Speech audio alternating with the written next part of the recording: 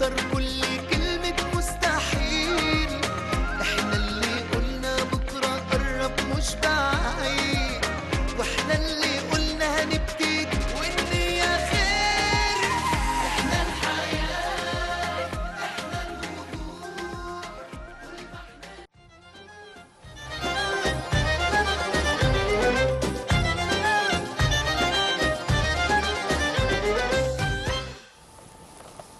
Welcome back. In this segment, we will be tackling the year harvest that is distinguished achievements in the tourism section in the year 2022. And of course, some of the archaeologists find that were announced in 2022 is a lost golden city in Egypt that may be lost in the world. Despite all issues brought by the ongoing COVID-19 pandemic, researchers made the tons of discoveries. And in this countdown, a team of archaeologists discovered the pyramid of an unknown Egyptian queen and a cache of 300 coffins and more than 100 mummies just 20 miles south of Cairo. With us live over the phone is Dr. Osama Abdel, Wareth, our tourism expert. Good morning, doctor. Good morning. How are you doing, sir? Fine. Hello?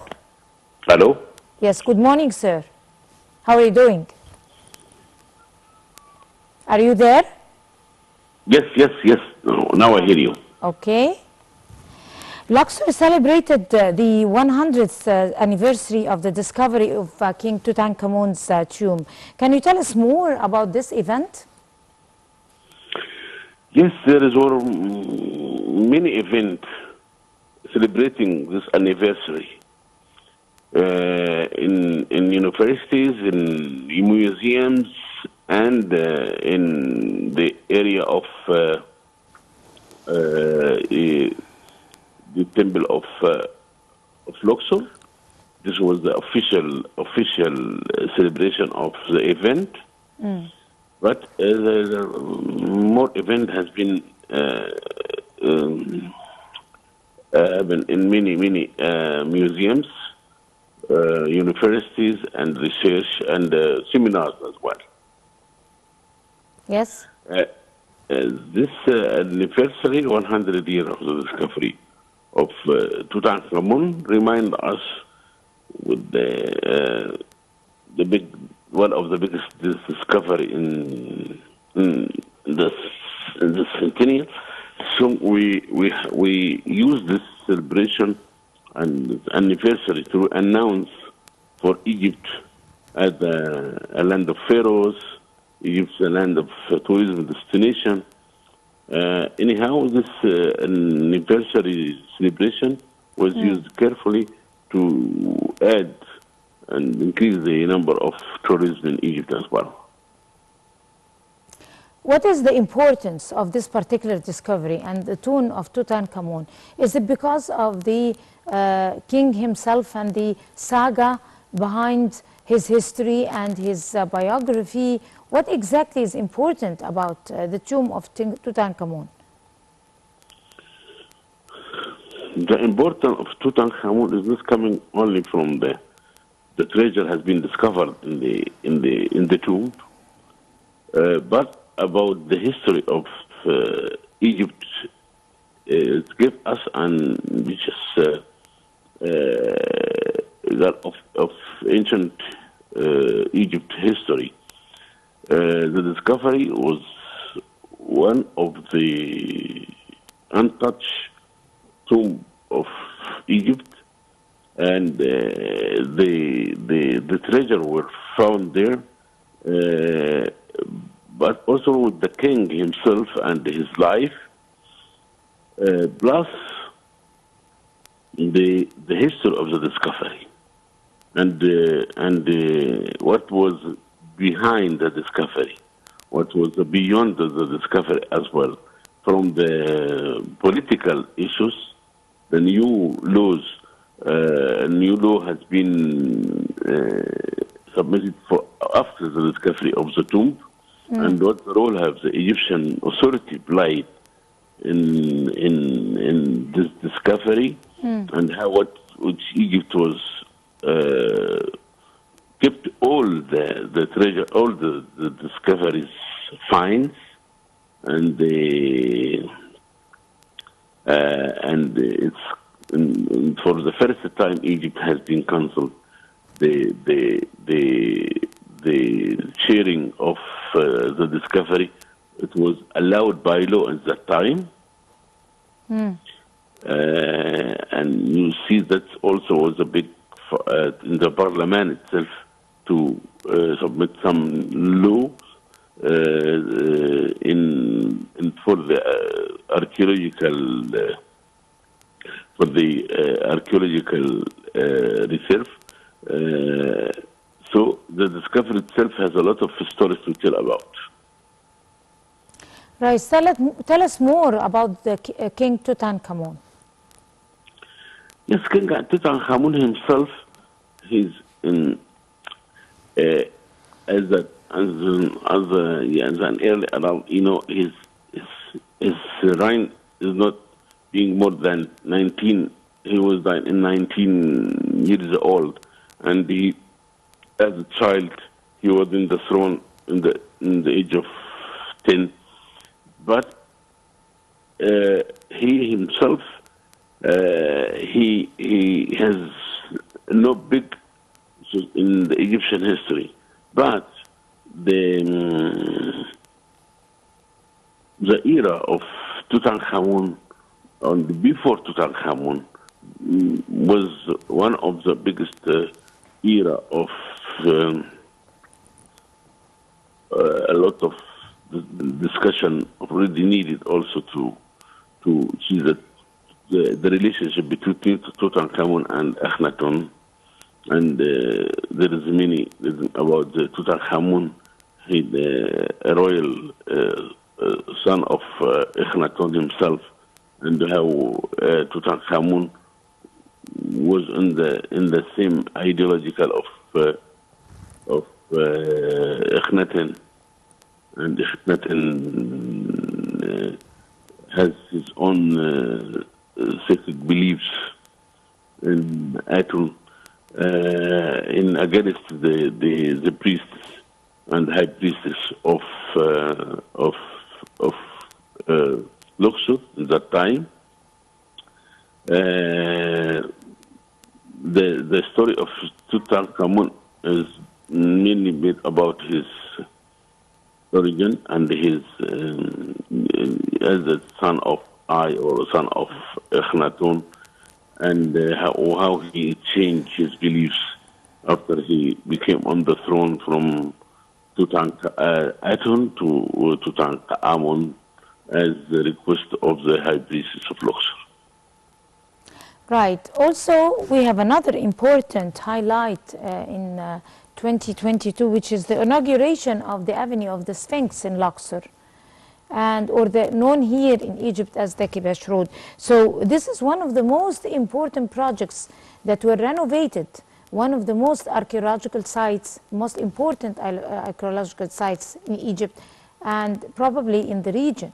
So tell us about the importance and the history behind it. Yes, as you know, the Sphinx Avenue was established as a path between the Temple of Luxor and Karnak Temple. And the discoveries of the Sphinx Avenue was started early in this century. It was mainly the discoveries was made by the Egyptians. It was started almost in 1930s by the discovering some few sphinxes in front of the Luxor temple, and then it's continued to reach the Luxor temple. This avenue itself is almost about 3 kilometers length.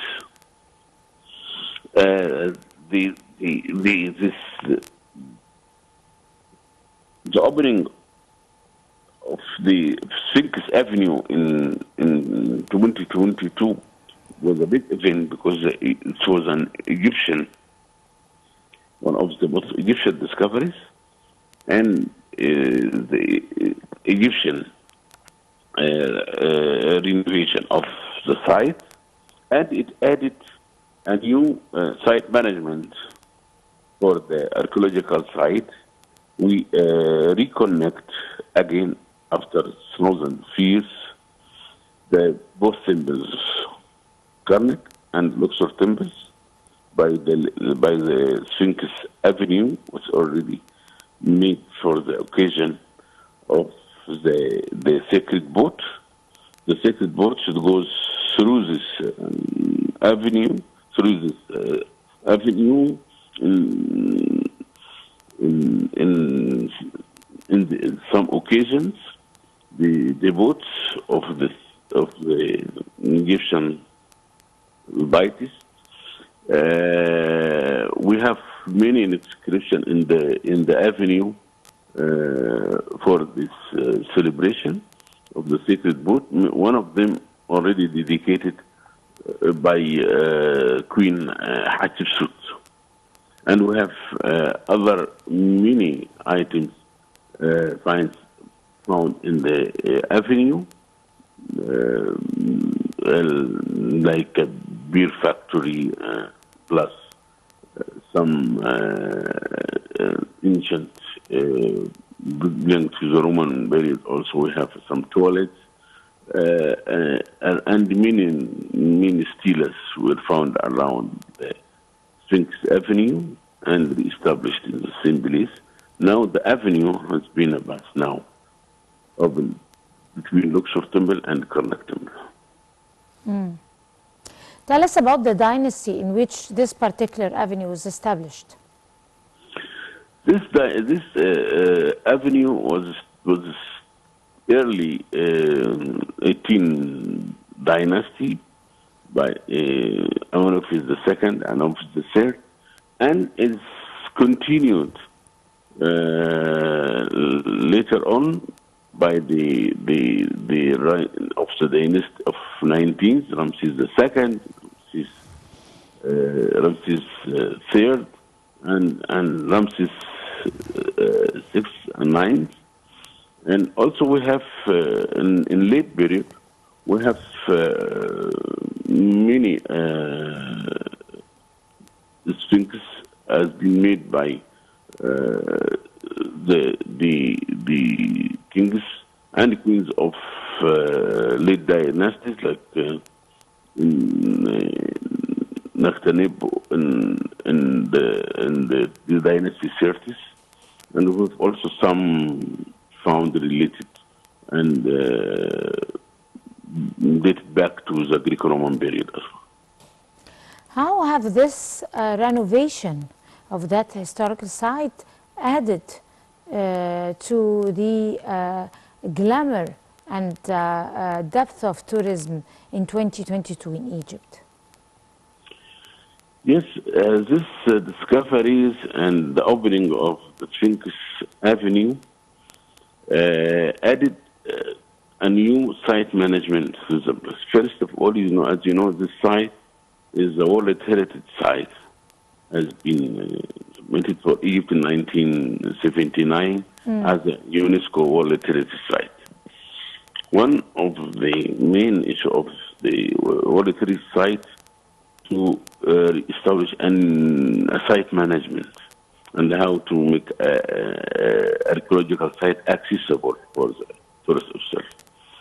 This avenue, after the renovation, made accessible for the visitor, tourist, plus it's added a new interpretation for the Egyptian history, where you can, as a tour guide, you can tell about and how the link between Luxor and Karnak Temple, and they can see what we have the Egyptian ceremony of what we call the Obit. The Obit is a festival, it's annual festival in Egypt. This festival where the sacred boat was taken from Karnak Temple to Luxor Temple for the celebration of the sacred boats.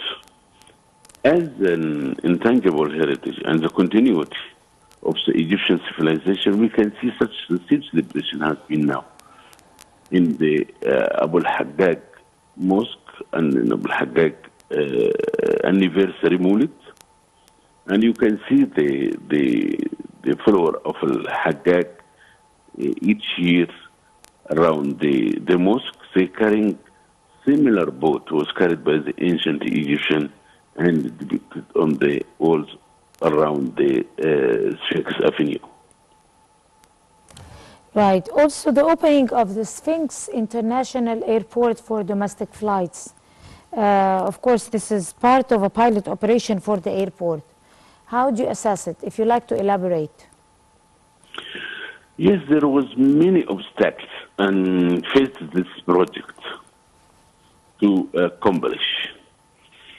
One of them, it was a lot of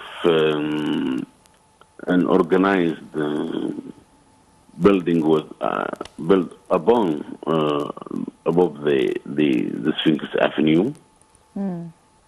Plus, there is many road leads to many areas in Luxor City as well. The first of all, we have to say that the Governor Luxor, the ex-governor of Luxor, Dr. Samir Farag, was played a great role to demolish all of this unorganized building with above the Sphinx Avenue, plus the technical they used to keep the accessible road as a bridge above the Sphinx Avenue. This was really a clever solution to make it accessible and to keep the accessible roads around the city of Luxor as it was. Right. Let's also talk about the Grand Egyptian Museum. Of course, we are all awaiting the inauguration of the Grand Egyptian Museum, and it's going to be the event of the year of probably, inshallah, 2023. Of course, how is this going to add to the importance of the historical background of Egypt? How is it going to exhibit the history in Egypt in a very modern way that is competing with other international museums like Guggenheim Museum, the Museum of Natural History in New York, for example, or the Louvre in Paris? So talking about the Grand Egyptian Museum isn't something that is going to happen every year or every 10 years. It could be the event of the millennium. So talk to us about that event. As you know, that the Grand Egyptian Museum will be the gift of Egypt to the world. You know, the museum, it will be one of the biggest museums in the space, the museum in the collection, and it will be one of the very interactive museum in exhibitions. The museum will host mostly about 50,000 objects. It will distribute it among its main hall and other galleries, as it was in the chronological order and also some thematic orders. Plus, we have an exhibition, a specific exhibition for the Tutankhamun collection. For first time, all of this collection will be exhibited in one space with a new technique of display and interactive exhibition. Will have an interactive between the visitors and the objects with a new technologies. Plus, we will have another exhibition hall for the solar boat of Khefren, where it's moved from its location beside the second pyramids to the museums. Right. And now this we'll have an also and one of the exhibition only made for the boats in Egypt, and what it was the type, different type of solar boats, and other type of commercial and world for boats as well. Right, Mr. Osama Abdel Wareth, our tourism expert, would like to thank you very much, sir. And we're going to go to a short break, and we'll come to continue the breakfast show, so stay with us.